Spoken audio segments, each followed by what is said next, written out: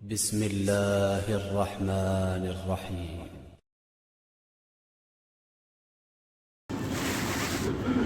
السلام عليكم ورحمة الله وبركاته. الحمد لله رب العالمين والصلاة والسلام على رسوله الأمين وعلى آله وأصحابه أجمعين. أما بعد فقد قال الله تبارك وتعالى في كلامه القديم: أعوذ بالله من الشيطان الرجيم، بسم الله الرحمن الرحيم. خذ من أموالهم صدقة تطهرهم وتزكيهم بها وصل عليهم إن صلاتك سكن لهم والله سميع عليم. وقد ورد في الخبر عن ابن عباس رضي الله عنه أنه قال: كان رسول الله صلى الله عليه وسلم أجود الناس، وكان أجود ما يكون في رمضان حين يلقاه جبريل، وكان يلقاه في كل ليلة من رمضان فيدارسه القرآن. فلرسول الله صلى الله عليه وسلم أجود بالخير من الريح المرسلة.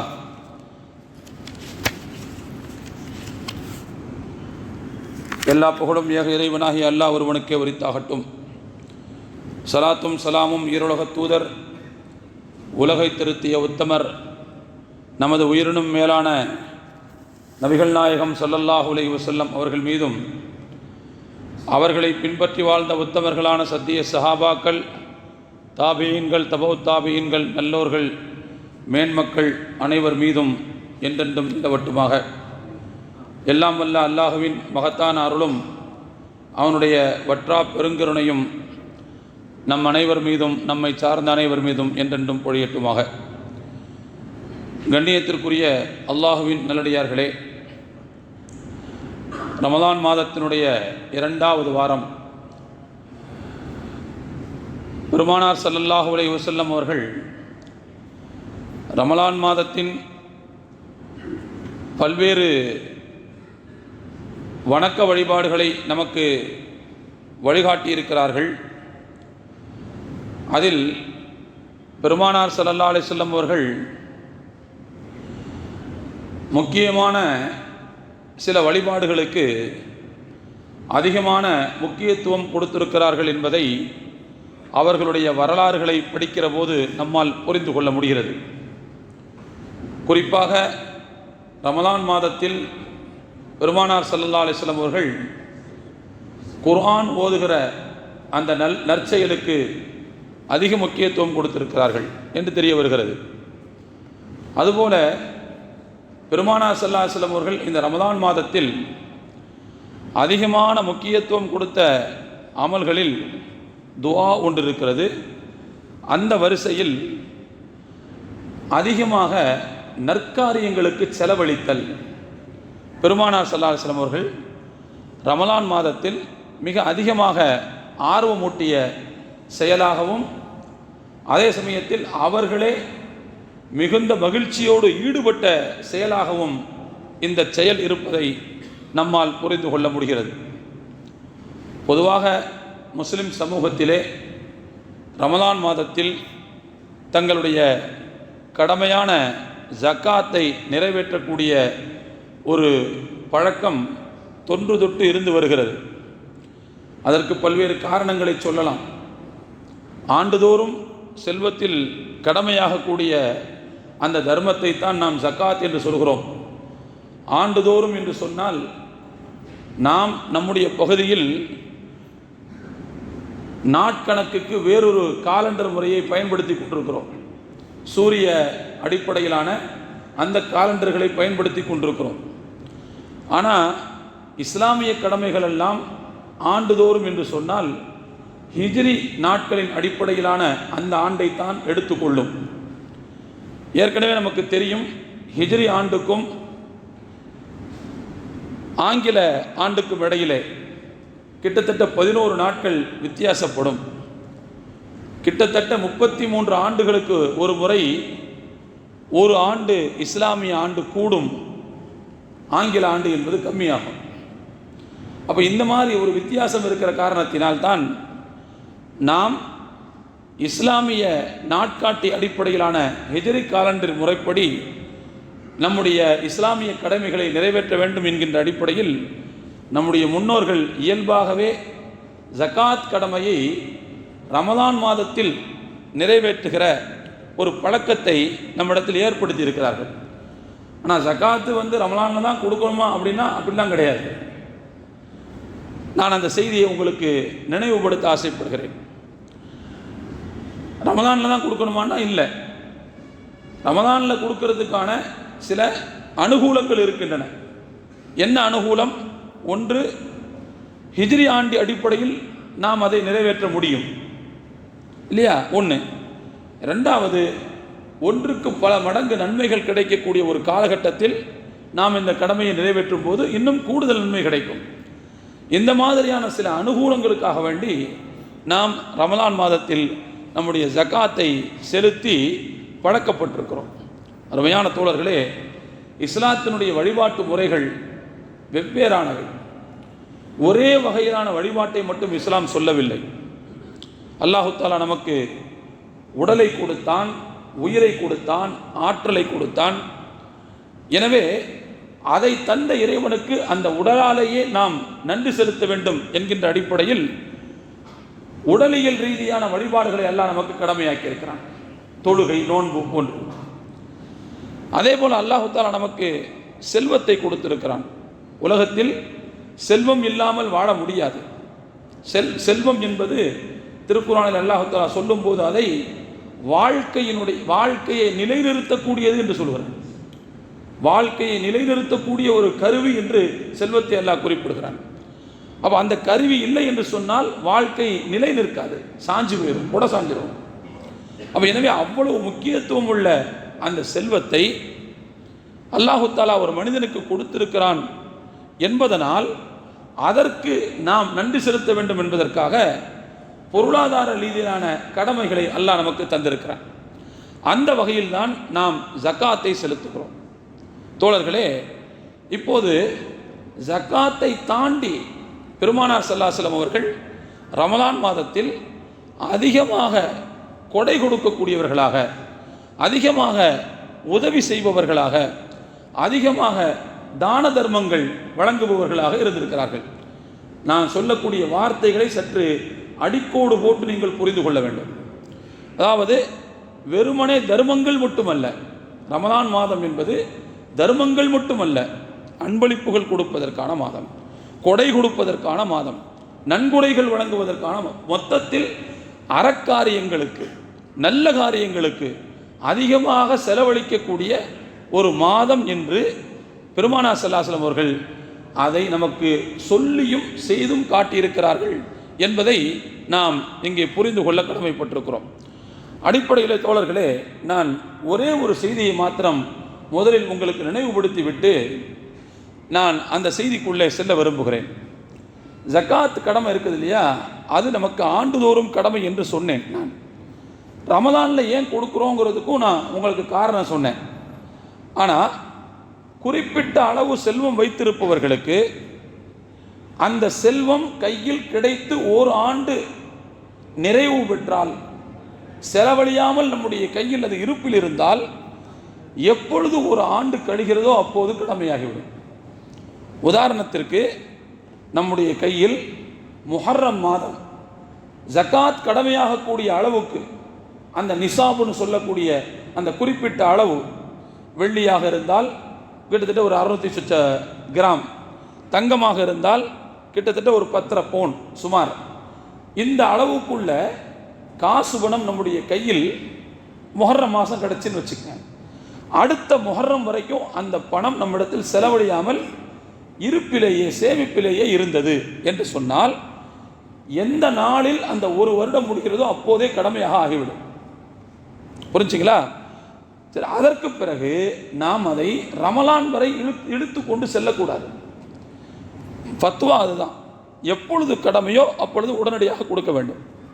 இப்போ தொழுகை நேரம் வந்துருச்சுன்னு வச்சுக்கோங்க. தொழுகை நேரம் வந்துருச்சு, நேரம் வந்த உடனே தொழுகை அந்த நேரத்திற்குள்ளே தானே தொழ வேண்டும். அந்த நேரம் தப்பி தொழ முடியாதல்லவா? அதுபோல் எப்பொழுது கடமை வருகிறதோ அப்போது உடனடியாக அந்த கடமையை செலுத்திவிட வேண்டும். ஆனால் அதுக்கு சில நெளிவு சுழிவுகள் இருக்கின்றன. உதாரணமாக, நம்முடைய ஜக்காத்து ஒரு குறிப்பிட்ட ஒரு நபருக்கு என்று நாம் நினைத்து வைத்திருந்தோம், ரொம்ப தேவை உள்ள ஒருவருக்கு என்று நினைத்து வைத்திருந்தோம். அவர் வந்து வாங்கி செல்வதற்கு சற்று காலதாமதமாகிறது என்று நியாயமான இது போன்ற காரணங்கள் இருந்தால் அதை நாம் தள்ளலாம், காலம் தாழ்த்தலாமே தவிர நம்முடைய விருப்பத்திற்கு காலம் தாழ்த்தக்கூடாது, நம்முடைய நோக்கத்திற்கு காலம் தாழ்த்தக்கூடாது. இப்போ உதாரணமாக ஜக்காத் கடமையாயிருச்சு, ஆனதற்கு பிறகு அந்த ஜக்காத் எவ்வளவு கடமையோ அந்த செல்வத்தை கொடுத்து விட வேண்டும். ஏன் மொத்தமாக இதுக்கு கொடுத்துட்டு நம்ம தவணை தவணையாக கொடுக்கலாம். முஹர்ரம் மாதத்தில் ஒரு 10% கொடுப்போம், சஃபரில் ஒரு 10% கொடுப்போம், இப்படின்னு ஒருத்தர் சில்லறையா தவணை தவணையாக கொடுக்கலாம்னு அவர் மன விருப்பப்படி விரும்புகிறாருன்னு வச்சுக்கோங்க. ஆனால் அப்படி தவணை முறையில் கொடுப்பதற்கு நியாயமான காரணம் அவரிடத்தில் இருந்தால் வேறு விஷயம். உதாரணமாக, ஒருத்தர் முக்கியமான தேவை உள்ள ஒருத்தர் சஃபர் மாதம் வாங்கிக்கிறேன்னு சொல்லியிருக்காரு, அதனால் நம்ம தாமதப்படுத்தினோம். இன்னொருத்தர் நான் ரஜப் மாதம் வாங்கிக்கிறேன்னு சொல்லியிருக்காரு, அதனால் நம்ம என்ன செஞ்சோம், தாமதப்படுத்தினோம்னா அது வேறு விஷயம். ஆனால் நம்முடைய விருப்பத்திற்கு அதை தவணை தவணையாக நாம் அதை தள்ளி போடுவது என்பது அது சரியான முறை அல்ல. சமகால பேரறிஞர் அல்லாமா இப்னு உசைமீன் ரஹிமஹுல்லா அவங்கள்ட்ட ஒரு கேள்வி கேட்குறாங்க. என்ன அப்படின்னா, ரமலான் மாதத்தில் ஜக்காத்து கொடுப்பதனால கூடுதல் நன்மை கிடைக்குமா என்று கேட்கிறார்கள். ரமலான் மாதத்தில் ஜக்காத்தை நிறைவேற்றுவதனால் கூடுதல் நன்மை கிடைக்குமா? அவங்க சொன்னாங்க, எல்லா அமல்களையும் போல, எல்லா நற்செயல்களையும் போல ஜக்காத்தையும் ரமலான் மாதத்தில் நிறைவேற்றக்கூடிய வாய்ப்பு இருந்தால் கண்டிப்பாக அதற்கு கூடுதல் நன்மை கிடைக்கத்தான் செய்யும்.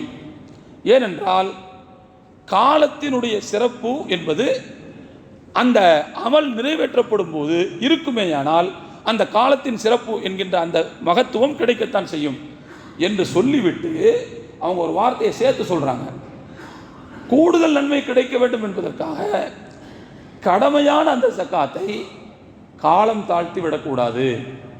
லாக்கின் மதா வஜபதி ஜக்காத்து வத்தம்மல் ஹவுலு வஜப அலல் இன்சானி அன் யுஹ்ரிஜஹா வலா யுஅஹிரஹா இலா ரமலான். அவங்க சொல்கிறாங்க, எப்பொழுது கடமையாகுதோ, எப்பொழுது ஒரு வருடம் முழுமையடைகிறதோ அப்போது உடனடியாக அதை கொடுத்து விட வேண்டும். ரமலானின் சிறப்பு கிடைக்குமே என்பதற்காக காலம் தாழ்த்தக்கூடாது. ரஜப மாதத்திலே கடமை ஆகிவிட்ட ஒருவர் ரமலான் வரைக்கும் இழுத்து கொண்டு போகக்கூடாது. முஹர்ரம் மாதத்திலேயே கடமையாகிவிட்ட ஒருவர் சிறப்பு என்பதை கருதி ரமலான் வரைக்கும் இழுத்து விட்டு போகக்கூடாது. ஏனென்றால் அதை கொடுப்பதற்கு முன்பு அவர் இந்த உலகத்திலிருந்து தவறிவிட்டால் ஒரு கடமையை நிறைவேற்றாதவராகவே செல்ல வேண்டிய ஒரு சூழ்நிலை ஏற்படும். எனவே ரமலானில் கொடுப்பதற்கான அந்த வாய்ப்பு பை சான்ஸ் கிடச்சிச்சின்னு சொன்னால் கூடுதல் நன்மை கிடைக்கும் என்று அல்லாமா இப்னு உசைமீன் ரஹ்மத்துல்லாஹி அவர்கள் தங்களுடைய முக்கியமான ஃபத்வா நூலில் இந்த செய்தியை குறிப்பிடுகிறார்கள். எனவே தோழர்களே, ஜகாத் என்பது ரமலான் வரை இழுத்து கொண்டு செல்ல வேண்டிய ஒரு கடமை கிடையாது. ரமலானில் கொடுப்பதற்கான வாய்ப்பு பை சான்ஸ் கிடச்சிச்சின்னு சொன்னால் கூடுதல் நன்மை கிடைக்கும் என்பதில் எந்த விதமான சந்தேகம் இல்லை. அதே நேரத்தில் கடமை எப்பொழுது நமக்கு ஆகிவிடுகிறதோ அப்பொழுதே நாம் கொடுத்தால் அதுதான் மிக உத்தமமான செயல் என்பதையும் நாம் இங்கே புரிந்து கொள்ள கடமைப்பட்டிருக்கிறோம். ஒரு செய்தி. ரெண்டாவது தோழர்களே, நான் ஆரம்பத்திலே சொன்னேன், ரமலான் மாதம் என்பது அது நற்காரியங்களுக்கு செலவு செய்யக்கூடிய ஒரு மாதம். நாம் இதை புரிந்து கொள்ள வேண்டும். புரிஞ்சுங்களா? சில பேர் இப்படி சொல்கிற பழக்கம் உள்ளவர்களாக இருக்கிறார்கள். நாம் கேள்விப்பட்டிருக்கோம், சில நிறுவனங்கள் ரமலான் மாதம் வந்துவிட்டால் நாங்கள் ஜக்காத்தில் மட்டும்தான் கவனம் செலுத்துவோம், மற்ற உபரி தர்மங்களில் நாங்கள் கவனம் செலுத்த மாட்டோம். எனவே பள்ளிவாசலுக்கு, மதரசாவுக்கு, இன்ன பிற நல்ல காரியங்களுக்கு என்று எங்களிடத்தில் ரமலான் மாதத்தில் வராதீர்கள் அப்படின்னு சில நிறுவனங்கள் சொல்வதாக நாம் கேள்விப்படுகிறோம். அந்த மாதிரி சொல்லக்கூடிய நிறுவனங்களில் ஒன்றாக நாம் இருந்தால் நம்முடைய நிறுவனம் இருந்தால் தயவு செய்து இந்த கருத்தை மறுபரிசீலனை செய்ய வேண்டும். இது ஒரு சரியான முடிவு கிடையாது, இது ஒரு சரியான தீர்மானம் கிடையாது. ரமலான் மாதத்தில் ஜகாத் கொடுக்க வேண்டும் என்பது ஒன்று, அதில் எந்த விதமான மாற்றமும் இல்லை. கடமையான ஜகாத் இருந்தால் அதை முழுமையாக கொடுத்து விட வேண்டும் என்பதும் முக்கியமானதுதான், அதில் எந்த மாற்று கருத்தும் இல்லை. அதற்காக ரமலான் மாதத்தில் உபரி தர்மமே நாங்கள் கவனம் செலுத்த மாட்டோம் அப்படின்னு சொல்றதுங்கிறது அது ஒரு சரியான வாதமாக இல்லை, அது ஒரு பசையான வாதமும் கிடையாது. ஏனென்று சொன்னால் நாம் அடிக்கடி கேள்விப்படுகிறோம், ரமலான் மாதத்தில் ஒரு நஃபிலான உபரியான ஒரு வணக்கத்தை செய்தால் அதற்கு ஃபர்லுடைய நன்மை கிடைக்கும் என்று நாம் கேள்விப்பட்டு கொண்டிருக்கிறோம் இல்லையா? மன் அத்தா ஃபீஹி நஃப்லன் கமன் அத்தா ஃபீஹி ஃபர்தன் ரசூலுல்லாஹ் சொல்றாங்க. யார் ரமலான் மாதத்தில் ஒரு உபரி தர்மத்தை நிறைவேற்றுகிறாரோ அவர் ஒரு ஃபர்லை நிறைவேற்றியவரை போன்றவர் என்று சொல்கிறார்கள். கடமை நிறைவேற்றினால் 70 கடமைகளை நிறைவேற்றிய நன்மைங்கிறதுக்காக நாம் ஜக்காத்தை ரமலானில் கொடுக்குறோமே, ஆனால் அதே நேரத்தில் ஒரு நஃபிலை ரமலானில் செய்தால் ஒரு கடமையினுடைய அந்தஸ்து கிடைக்குது இல்லையா? அதையும் நம்ம சும்மா விட்டுற முடியாதுல்ல, அதையும் நாம் இழந்து விட முடியாதுல்ல. கொஞ்சம் முயற்சியிலே பெண்ணம் பெரிய வெற்றி கிடைக்கிறது என்று சொன்னால் எந்த ஒரு அறிவாளியும் அதை விட்டுவிட மாட்டார். அப்போ அப்படியான ஒரு வாய்ப்பு இங்கே நமக்கு கிடைக்கத்தானே செய்கிறது. ரெண்டாவது, இன்னொரு முக்கியமான விஷயத்தையும் நாம் புரிந்து கொள்ள கடமைப்பட்டிருக்கிறோம். உபரியான நன்மைகளை நாம் திரட்டி வைக்கும்போது ஃபர்லான கடமைகளை நிறைவேற்றும் போது ஏற்பட்ட குறைகளை இந்த உபரி நன்மைகள் என்ன செய்யும்? அதை ஈடு கொடுத்து அடைக்கும். நம்ம கார்லலாம் ஸ்டெப்னி ஒன்று வச்சுருப்போம். ஸ்டெப்னி ஏன் வச்சுருக்கிறோம்? திடீர்னு ஏதாவது ஒரு இடத்துல டயர் பஞ்சராக போச்சுன்னு வச்சுக்கோங்க, உள்ள ஸ்டெப்னி இருந்தால் எடுத்து மாட்டிட்டு போய்கிட்டே இருக்கலாம், அந்த பயணத்தில் நமக்கு சிரமம் இருக்காது. அதே போல் நாளைக்கு அல்லாஹ்விடத்தில் நம்முடைய கடமைகள் சம்பந்தமாக அவன் விசாரித்து கொண்டிருக்கும் போது அதில் குறைகள் இருக்கும்போது அதை நிவர்த்தி செய்வதற்கு ஒரு ஸ்டெப்னியை போல உதவக்கூடியது எதுன்னு சொன்னால் நஃபில்கள் என்பதை மறந்து விடக்கூடாது. சொல்றாங்கல்ல, நஃபில் என்பது ஃபர்லில் ஏற்பட்ட குறைகளை அடைக்கும் என்று சொன்னார், ஈடு கொடுக்கும் என்று சொன்னார். சதக்கத்துல் ஃபித்ர் ஏன் நம்ம கொடுக்குறோம்? ரமலான் முடிகிற நேரத்தில் சதக்கத்துல் ஃபித்ர் எதுக்காக கொடுக்குறோம்? நாம் வைத்த கடமையான நோன்புகளில் ஏற்பட்டிருக்கக்கூடிய சிறு சிறு பிழைகளை அவை நிவர்த்தி செய்வதற்காகத்தான் கொடுக்குறோம் இல்லையா? அப்போ எனவே தோழர்களே, உபரியான அந்த விஷயங்கள் கடமைகளில் ஏற்படக்கூடிய பிரச்சனைகளை சரி செய்கின்றன, அதற்கு நிவாரணமாக அமைகின்றன அப்படின்னு பார்த்தோம்னா உபரி தர்மங்களுடைய முக்கியத்துவம், உபரி நன்மைகளுடைய முக்கியத்துவம் நமக்கு என்ன என்பது புரியும் தோழர்களே. அப்போ அந்த வகையில் ரமலான் மாதத்தில் நாங்கள் உபரியான தர்மங்களில் கவனம் செலுத்துவதில்லை அப்படிங்கிற அந்த வாதம் என்பது தயவு செய்து மறுபரிசீலனைக்கு உரியது என்பதை புரிந்து கொள்ள வேண்டும். ஏன்னா பெருமானார் ஸல்லல்லாஹு அலைஹி வஸல்லம் அவர்கள் ரமலான் மாதத்தில் அதிகமாக தர்மமும் வழங்கியிருக்கிறார்கள், கொடையும் வழங்கியிருக்கிறார்கள், அதே போல அன்பளிப்பும் வழங்கி மகிழ்ந்திருக்கிறார்கள் என்று நாம் பார்க்கிறோம். ஹஜ்ரத் இப்னு அப்பாஸ் ரலியல்லாஹு அன்ஹு அவர்கள் அறிவிக்கக்கூடிய ஒரு நபி மொழியிலே இந்த செய்தி வருகிறது. கான ரசூலுல்லாஹி ஸல்லல்லாஹு அலைஹி வஸல்லம் அஜ்வதன் நாஸ், பெருமானார் ஸல்லல்லாஹு அலைஹி வஸல்லம் அவர்கள் மக்களிலேயே மிகவும் வாரி வழங்கும் வள்ளலாக திகழ்ந்தார்கள். யாரெல்லாம் வாரி வழங்கும் வள்ளல்களோ அவர்களில் உயர்ந்த ஸ்தானம் பெருமானார் ஸல்லல்லாஹு அலைஹி வஸல்லம் அவங்களுக்கு மட்டும்தான். ஏன்னா அவங்களுடைய வாரி வழங்கும் தன்மைக்கு ஈடாக உலகத்தில் வேறு யாரும் வாரி வழங்கியதில்லை. ஏன்னா அவங்களுடைய வாரி வழங்கும் தன்மையை பற்றி அவர்களுக்கு பிடிக்காத எதிரிகளை கூட புகழ்ந்தும் சிராகித்தும் பேசியிருக்கிறார்கள். ஒரு கிராமவாசி ஒருத்தர் ரசூலுல்லாஹ் பிடிக்காது, ஆனால் ரசூலுல்லாஹ்ட்ட என்ன செஞ்சுட்டாரு, அன்பளிப்பு வாங்கிட்டு போயிட்டார், கை நிறைய கொடுத்து வச்சுட்டாங்க. அந்த மனிதர் தன்னுடைய கூட்டத்தார்ட்ட போய் சொல்கிறாரு, ஏழ்மையை பயப்படாத ஒரு மனிதரிடத்திலிருந்து நான் இந்த அன்பளிப்பை பெற்று வந்திருக்கிறேன்னு சொன்னார். கொடுத்தா குறைஞ்சிரும் அப்படின்னு அவருக்கு சிந்தனையே கிடையாது. அந்த மாதிரி ஒரு பெரிய மனசுக்காரர் ஒருத்தர், அவற்றிலிருந்து நான் இந்த அன்பளிப்புகளை வாங்கிட்டு வந்தேன்னு சொல்றார். அப்படின்னா இந்த மாதிரி உலகத்தில் கொடை கொடுப்பதற்கு, வாரி வழங்குவதற்கு வேறு யாரும் இருக்க மாட்டாங்க. பெருமானார் ஸல்லல்லாஹு அலைஹி வஸல்லம் அவர்கள் அவங்கள பற்றி ஒரு கவிஞர் ஒருத்தர் சொல்றார். என்ன, நபி ஸல்லல்லாஹு அலைஹி வஸல்லம் அவர்கள் இல்லை என்கின்ற சொல்லை அவர்களுடைய அஸ்ஹது கலிமாவில் தவிர வேறு எங்கேயும் பயன்படுத்தியதில்லை என்று அவர் சொல்கிறார். மா கால லா கத்து இல்லா ஃபி தஸஹுதிஹி வலௌல தஸஹுது கானத் லாஹு நாமி. அவர் சொல்கிறார், தஸஹுது அதாவது அஷ்ஹது அல்லா இலாஹ இல்லல்லாஹ், அல்லாஹ்வை தவிர வேறு எந்த இறைவனும் இல்லை, அந்த இடத்துல இல்லைங்கிற வார்த்தையை பயன்படுத்த வேண்டிய தேவை வருது. அதனால மட்டும்தான் அவங்க இல்லைங்கிற வார்த்தையை பயன்படுத்தினாங்களே தவிர, அது மட்டும் இல்லைன்னா இல்லைங்கிற வார்த்தையை அவங்க வாழ்க்கையில் பயன்படுத்தியே இருக்க மாட்டாங்க என்று ஒரு கவிஞர் சொல்லுவார். அந்த அளவுக்கு பெருமானார் ஸல்லல்லாஹு அலைஹி வஸல்லம் அவர்களுடைய வாரி வழங்கும் தன்மை என்பது இருந்தது என்பதை பார்க்கிறோம். அதான் இப்னு அப்பாஸ் சொல்றாங்க, அஜ்வதன் நாஸ், மனிதர்களில் ஆகச் சிறந்த வள்ளல் பெருமானார் ஸல்லல்லாஹு அலைஹி வஸல்லம் அவர்கள் தான் சொல்லிட்டு அவங்க சொல்றாங்க. அதுலேயும் கூட வகான அஜ்வதமா யகூனு ஃபி ரமலான ஹீன யல்காஹு ஜிப்ரீல், அதிலேயும் மிக அதிகமாக வாரி வழங்கும் தன்மையை அவர்கள் ஜிப்ரீல் அலைஹிஸ்ஸலாம் அவர்களை சந்திக்கின்ற சந்தர்ப்பத்தில் ரமலானில் மேற்கொள்வார்கள்.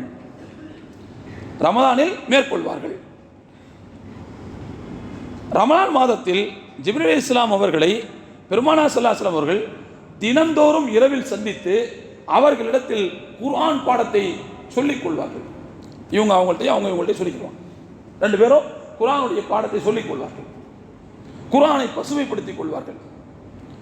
சொல்லிட்டு ஹஜ்ரத் இப்னு அப்பாஸ் ரலியல்லாஹு அன்ஹு சொல்றாங்க, ஃபல ரசூலுல்லாஹி ஸல்லல்லாஹு அலைஹி வஸல்லம் அஜ்வது பில் கைர் மினர் ரீஹில் முர்ஸலா. அவங்க சொல்றாங்க, நிச்சயமாக அல்லாஹ்வின் தூதர் ஸல்லல்லாஹு அலைஹி வஸல்லம் அவர்கள் தொடர்ந்து அனுப்பப்படுகிற தென்றல் காற்றை விட நன்மைகளை வாரி வழங்கும் வள்ளலாக இருந்தார்கள் என்று சொல்கிறார். தொடர்ந்து அனுப்பப்படுகிற தென்றலை விட, தொடர்ந்து வீசக்கூடிய தென்றலை விட மிகவும் அதிகமான வாரி வழங்கும் வள்ளலாக பெருமானார் ஸல்லல்லாஹு அலைஹி வஸல்லம் அவர்கள் இருந்தார்கள் என்று நாம் இப்னு அப்பாஸ் ரலியல்லாஹு அன்ஹு அறிவிக்கிறார்கள்.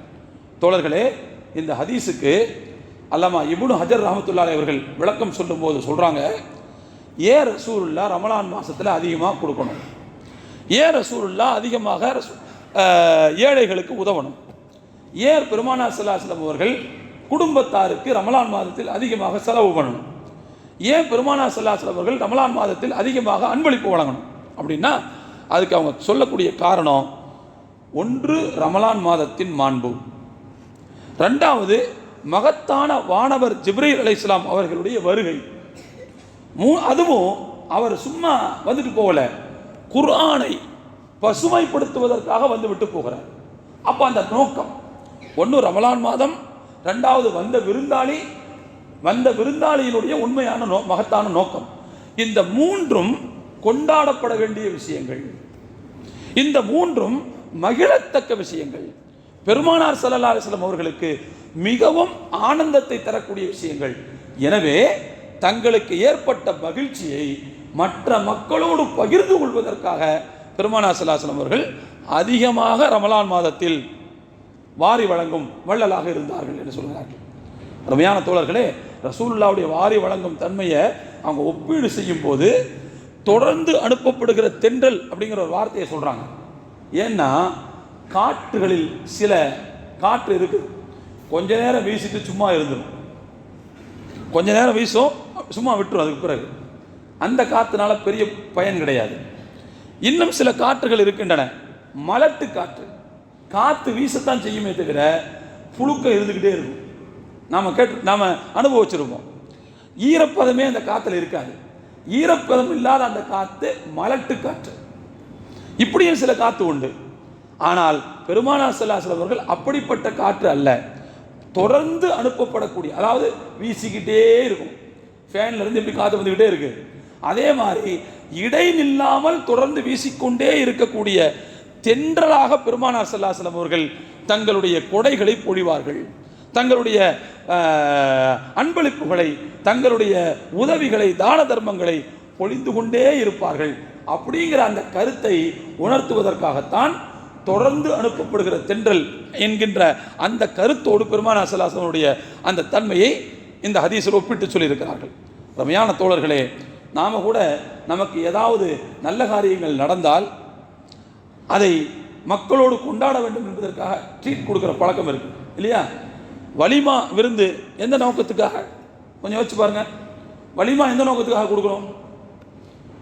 ஒரு குடும்ப வாழ்க்கை தொடங்க போகிறது, மகிழ்ச்சிகரமான ஒரு விஷயம், ஒருவருடைய வாழ்க்கையில் ஒரு புது அத்தியாயம் தொடங்குகிறது. அப்போ அந்த வாழ்க்கை எல்லோருடைய வாழ்த்துக்களோடும், இதய வாழ்த்துக்களோடும், எல்லோருடைய ஆசிகளோடும் என்ன செய்ய வேண்டும்? தொடங்க வேண்டும். அப்போ இந்த மகிழ்ச்சியை எல்லோரோடும் பகிர்ந்து கொள்கிற போது அந்த மனநிறைவோடு எல்லோரும் வாழ்த்துவார்கள். அப்படிங்கிறதா அந்த வலிமா விருந்தினுடைய அசல் நோக்கம். இப்போ அதே மாதிரி ஒரு நன்மை நடந்தால் அந்த நன்மையை நம்முடைய பொருளாதார உதவிகளின் மூலமாக வெளிப்படுத்துகிற அந்த தன்மையை நம்ம தொடர்ந்து கடைபிடிக்கிறோம். மார்க்கமும் வழிகாட்டி இருக்கிறது. அந்த ஒரு செயலுக்கு இணையாகத்தான் பெருமானார் ஸல்லல்லாஹு அலைஹி வஸல்லம் அவர்கள் ரமலான் மாதத்தில் மிக அதிகமாக கொடை கொடுப்பவர்களாக, வாரி வழங்கும் வள்ளலாக திகழ்ந்தார்கள் என்று நாம் புரிந்து கொள்ள முடிகிறது. அருமையான தோழர்களே, இன்னொரு முக்கியமான விஷயத்தை நாம் புரிஞ்சுக்கிறணும். பொருளாதார அந்த விஷயத்தில் நாம் இந்த மாதிரி மனமுவந்து விரிந்த மனதோடு பெருந்தன்மையோடு நாம் வாரி வழங்கக்கூடிய தன்மை நம்மிடத்தில் இருந்தால்தான் பொருளாதார வெறியும் மோகமும் அற்றவர்கள் நாம் அப்படிங்கிறது ப்ரூஃப் ஆகும். ஒரு மனுஷத்தை பொருளாதார விருப்பம் இருக்கலாம், பொருளாதாரத்தின் மீது அவருக்கு பற்று இருக்கலாம், பொருளாதாரத்தின் மீது விருப்பம் இருக்கலாம், ஆனால் வெறி இருக்கக்கூடாது, மோகம் இருக்கக்கூடாது. மோகம் இல்லை, வெறி இல்லை என்பது எப்பொழுது நிரூபணமாகும் என்று சொன்னால் அதை விரிந்த மனதோடு நாம் நல்ல காரியங்களுக்கு செலவிடும் போதுதான் இருக்கிறது என்பதை நாம் புரிந்து கொள்ள கடமைப்பட்டிருக்கிறோம். எனவே ரமலான் மாதம் என்பது பொதுவாகவே வாரி வழங்க வேண்டிய ஒரு காலகட்டம் என்பதையும் சேர்த்து நாம் புரிந்து கொள்ள வேண்டும். அந்த வகையில் ரமலான் மாதத்தில் நாம் கொடுக்க வேண்டிய, வாரி வழங்க வேண்டிய செலவினங்களில் ஒரு முக்கியமான செலவினம் என்னன்னு சொன்னால், நோன்பு திறப்பவர்களுக்கு, நோன்பாளிகளுக்கு செய்யக்கூடிய அந்த உதவி இருக்குது பாருங்க. நோன்பாளிகளுக்கு வழங்கக்கூடிய அந்த பொருளாதார உதவிகள், உணவு, அது மிகவும் நன்மைக்குரிய செயல் என்று பெருமானார் ஸல்லல்லாஹு அலைஹி வஸல்லம் சொன்னார்கள். மன் ஃபத்தர சாயிமன் கானலஹு மிஸ்லு அஜ்ரிஹி கைர அன்னஹு லா யன்குசு மின் அஜ்ரி ஸாயிமி ஷைஅன். பெருமானார் ஸல்லல்லாஹு அலைஹி வஸல்லம் சொன்னார்கள், ஒரு நோன்பாளி நோன்பு துறப்பதற்கு ஒருவர் உதவி செய்தால், சொன்னாங்க, நோன்பு வச்சவருக்கு என்ன நன்மை கிடைக்குமோ அந்த நன்மை நோன்பு துறக்க உதவி செய்தவருக்கு கிடைக்கும்.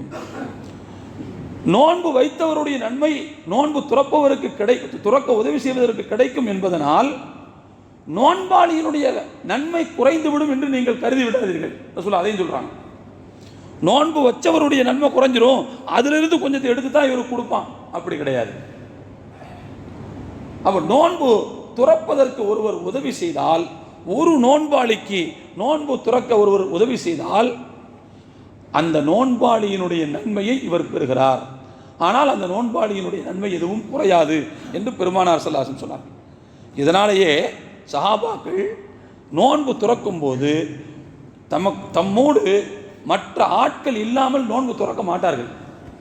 ஹஸரத் இப்னு உமர் ரலியல்லாஹு அன்ஹு அவர்கள் ஏழைகளோடு சேராமல் அவர்கள் நோன்பு துறக்கவே மாட்டாங்க. வீட்டில் நோன்பு துறக்கும் போது கூட ஏழைகளை வச்சுக்கிட்டு தான் துறப்பாங்க.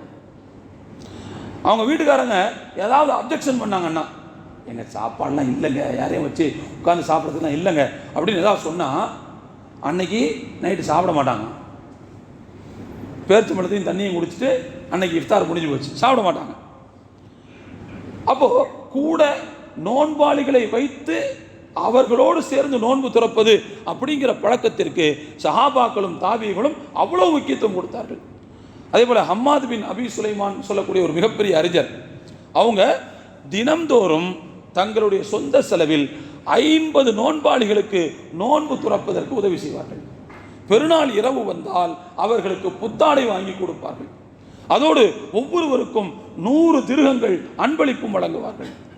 இந்த இடத்துல ஒரு விஷயத்தை நாம் சேர்த்து புரிந்து கொள்ள வேண்டும் தோழர்களே. நாமும் நம்முடைய வீட்டில் இஃப்தார் ஏற்பாடு செய்ய முடியும், அல்லது நோன்பு துறக்கும் பள்ளிவாசல் அல்லது இடங்களுக்கு பண்டங்களை கொடுத்து அனுப்பலாம் இல்லையா? நம்ம இங்கேயே என்ன செய்யலாம், கூடுதல் பண்டங்களை கொடுத்து அனுப்பலாம். அல்லது நாம் நோன்பு துறக்க வரும்போது கொண்டு வரக்கூடிய பதார்த்தங்களை பக்கத்தில் உள்ளவங்களோடு என்ன செய்யலாம், பகிர்ந்து. இதெல்லாம் நோன்பு துறக்க உதவி செய்வதனுடைய வெவ்வேறு வடிவங்கள். அவங்களோட பகிர்ந்து சாப்பிடலாம். நம்முடைய வீட்டில் இஃப்தாருக்காக தயார் செய்யப்பட்ட பதார்த்தங்களை பக்கத்து வீட்டு இஃப்தார்களுக்கு கொடுத்து அனுப்பலாம். அதே போல தோழர்களே, நோன்பு துறக்க உதவுவது போலவே அந்த பண்டத்தை சமைப்பது, நோன்பாளிகள் நோன்பு துறப்பதற்காக சமைக்கிறோம் அப்படிங்கிற நியத்தோடு செஞ்சிருச்சா கிட்டத்தட்ட அதுவும் நோன்பு வச்ச நன்மை நமக்கு தருவதை நாம் இந்த இடத்துல புரிந்து கொள்ள வேண்டும். இதெல்லாம் நோன்பு துறப்பதற்கு நாம் செய்யக்கூடிய உதவிகளின் வெவ்வேறு வடிவங்கள். இதை எல்லாத்தையும் விட லார்ஜ் ஸ்கேலில் நோன்பு துறப்பதற்கு நாம் உதவி செய்து பெரிய நன்மைகளை அடைய வேண்டும் என்று சொன்னால் பள்ளிவாசலுடைய இஃப்தார் ஏற்பாடுகளில் நாம் பங்கெடுக்கிறதா அதுக்கான முக்கியமான வழிவகையாக இருக்க முடியும் என்பதை நான் இங்கே தெரிவித்துக் கொள்ள ஆசைப்படுகிறேன். ஒவ்வொரு பள்ளிவாசலையும், எல்லா பள்ளிவாசலையும் சொல்கிறாங்க, நம்முடைய பள்ளிவாசலில் கஞ்சிக்கு ஏற்பாடு பண்ணியிருக்கிறோம், உங்களுடைய நன்கொடைகளை கொடுங்க. எல்லா பள்ளியிலும் கேட்டுக்கிட்டே தான் இருக்காங்க. இந்த பள்ளிவாசல்களுக்கு அந்த இஃப்தாருடைய ஏற்பாட்டிற்கு நாம் பங்களிப்பு வழங்குகிற போது லார்ஜ் ஸ்கேலில் நோன்பாளிகளுக்கு நோன்பு துறப்பதற்கு உதவி செய்யக்கூடிய வாய்ப்பு கிடைக்கிறது. கொஞ்சம் உதாரணத்துக்கு நம்ம பள்ளியே கொஞ்சம் நீங்கள் கணக்கில் எடுத்து பாருங்களேன். நம்ம பள்ளியினுடைய ஸ்ட்ரென்த் என்ன, ஒரு நோன்பு துறக்க வரக்கூடிய அந்த ஆட்களுடைய எண்ணிக்கை என்ன, சராசரியாக ஒரு 650 பேர் இருக்கலாம். 650 பேர் வெளியில் கஞ்சி வாங்கிட்டு போகிறாங்க பாருங்கள். ஒரு நபர் வாங்கி கொண்டு செல்லக்கூடிய அந்த கஞ்சி என்பது, அந்த அளவு என்பது 1x3, கிட்டத்தட்ட ஒரு 3 பேர், 3லேருந்து 4 பேர் வரைக்கும் என்ன செய்யலாம், சாப்பிடலாம். 3 பேர்னு வச்சுக்குவோம். அப்போ கிட்டத்தட்ட ஒரு 100 பேர் வாங்கிட்டு போனாங்கன்னா 300-350 பேர் என்ன செய்யலாம், அது சாப்பிடலாம், நோன்பு துறக்கலாம். இங்கே ஒரு 600-650 பேர்னு வச்சுக்கங்க. கிட்டத்தட்ட ஒரே நாளில் 1000 பேருக்கு உதவி செய்யக்கூடிய வாய்ப்பு கிடைக்கிறது. தோழர்களே, இந்த மாதிரி அதாவது ஒரே நேரத்தில் நிறைய நன்மைகளை ஈட்டிக் கொள்வதற்கான அந்த வாய்ப்பு, லார்ஜ் ஸ்கேலில் உதவி செய்வதற்கான அந்த வாய்ப்பு என்பது பள்ளிவாசல் இஃப்தார்களில் நம்முடைய பங்களிப்பை செலுத்துகிற போது அந்த மாதிரியான வாய்ப்புகள் நம்மால் பெற முடியும். நம்ம வீட்டில் எத்தனை பேரை கூட்டு போக முடியும்? மிஞ்சி விட 2 பேரை கூட்டு போகலாம், 3 பேரை கூட்டு போகலாம். அதுக்கு மேலே கூட்டு போனீங்கன்னா வீட்டில் ஒரு மாதிரியாக பேச ஆரம்பிச்சிருவாங்க. ஏன்னா மொத்த தயார் பண்ணுறது அந்த பொறுப்பு அவங்க தலையில் போய் விழும், அது பிரச்சனையாகும். அல்லது கடையில் என்ன செய்யணும், ஆர்டர் கொடுக்கணும். கடையில் அப்படின்னு சொன்னோம்னா லாபம் எல்லாத்தையும் சேர்த்து வச்சு தான் பண்ணுவாங்க அவங்க. அப்போ அதுக்கு ஒரு உத்தமமான வழி அப்படிங்கிறது இந்த மாதிரி பெரிய அளவில் நோன்பு திறப்பதற்கு ஏற்பாடு செய்யக்கூடிய பள்ளிவாசலுடைய இஃப்தாரில் நம்முடைய பங்களிப்பை நம்முடைய நிதிநிலைக்கு ஏற்ப நாம் செலுத்துவது. நல்ல வசதி இருக்குதுன்னு சொன்னால் ஒரு 4-5 நாள் பொறுப்படுத்திக் கொள்ளலாம், 2-3 நாள் பொறுப்படுத்திக்கலாம். ஓரளவு வசதி இருக்குன்னு சொன்னால் ஒரு நாளோ அல்லது அதற்கு குறைவாகவோ நம்முடைய நிதிநிலையை பொறுத்து அந்த பள்ளிவாசலுடைய இஃப்தார் பங்களிப்பை நாம் எடுத்துக்கொள்வது என்பது அது மிக முக்கியமான விஷயம். சஹாபாக்களும் சரி, அதற்கு பிறகு வந்த தாபிகளும் சரி, இந்த ஹதீஸை அடிப்படையாக வைத்துத்தான் அவர்கள் உடனே நோன்பு துறப்பவர்கள் இல்லாமல், தம்முடன் இல்லாமல் நோன்பை அவர்கள் திறப்பதில்லை என்கின்ற விஷயத்தை நாம் பார்க்கிறோம். எல்லாத்தையும் விட நான் ஒரு செய்தியை இந்த இடத்துல சேர்த்து சொல்ல விரும்புகிறேன் தோழர்களே. நாளைக்கு ஒரு மனிதர், ஒரு ஆலிம் மறுமைக்கு வந்தால் தன்னுடைய இல்மை கொண்டு வருவார். அந்த இல்மின் மூலமாக கிடைத்த நன்மைகளை அவர் கொண்டு வருவார். ஒரு முஜாஹித், தியாகின்னு வச்சுக்கோங்க, அவர் தன்னுடைய ஜிஹாதை அங்கே கொண்டு வருவார். ஒரு தொழுகையாளி தன்னுடைய தொழுகையை கொண்டு வருவார். ஒரு நோன்பு வச்சவர் தன்னுடைய நோன்பை கொண்டு வருவார். ஆனால் இவர்கள் எல்லோருக்கும் உதவி செய்த ஒருவர் இவங்க எல்லாத்தையும் சேர்த்து அங்கே கொண்டு வருவார். எல்லாத்தையும் சேர்த்து கொண்டு வருவாங்க. கொஞ்சம் யோசிச்சு பாருங்க. ஒருத்தருக்கு படிப்புக்கு ஒருத்தர் உதவி செஞ்சாருன்னு வச்சுக்கோங்க, அவருக்கு இல்மு கிடைச்சிருச்சு, அவருக்கு பணி கிடைச்சிருச்சு, அதன் மூலமாக கிடைத்த நன்மைகளில் ஒரு பங்கு இவருக்கு வருகிறது. அப்போ இவரும் கிட்டத்தட்ட ஒரு படித்த ஒரு ஆளை கொண்டு வர்ற மாதிரி தான். அதே போல நோன்பு திறப்பதற்கு ஒருவர் உதவி செஞ்சிருக்காருன்னு வச்சுக்கோங்க, நோம்பாளி தான் நோன்பு கொண்டு வருவார், இவர் நோன்பு துறக்க உதவிய மனிதர்களுடைய நோன்பையும் சேர்த்து கொண்டு வருவார். அப்போ தோழர்களே, ஒரே நேரத்தில் ஒரு மனிதர் 4-5 உருவெடுக்கக்கூடிய 4-5 உருவாக மாறக்கூடிய அந்த ஒரு பெரிய வாய்ப்பை அல்லாஹு தாலா இந்த மாதிரியான உதவிகளின் மூலமாக வைக்கிறான் என்பதை தயவு செய்து நாம் மறந்துவிடக்கூடாது. ரம்யான தோழர்களே, நான் ஆரம்பத்தில் நினைவுபடுத்தியதைப் போல ரமலான் மாதம் என்பது பெருமானார் ஸல்லல்லாஹு அலைஹி வஸல்லம் அவர்களுடைய பார்வையில் மிகவும் மகத்துவமிக்க ஒரு மாதம். ஜிப்ரீல் அலைஹிஸ்ஸலாம் அவர்களை சந்திக்கின்ற வாய்ப்பு தினந்தோறும் இரவில் கிடைக்கின்ற காரணத்தினால், அதுவும் குர்ஆனின் நிமித்தம் கிடைக்கின்ற காரணத்தினால் அளவில்லாத மகிழ்ச்சிக்கு பெருமானார் ஸல்லல்லாஹு அலைஹி வஸல்லம் அவர்கள் உள்ளாகி அதை கொண்டாடுவதற்காக மக்களுக்கு அதிகமாக வாரி வழங்கக்கூடிய ஒரு மாதமாக இந்த மாதம் ஹதீஸ்களில் நமக்கு குறிப்பிடப்பட்டிருக்கிறது.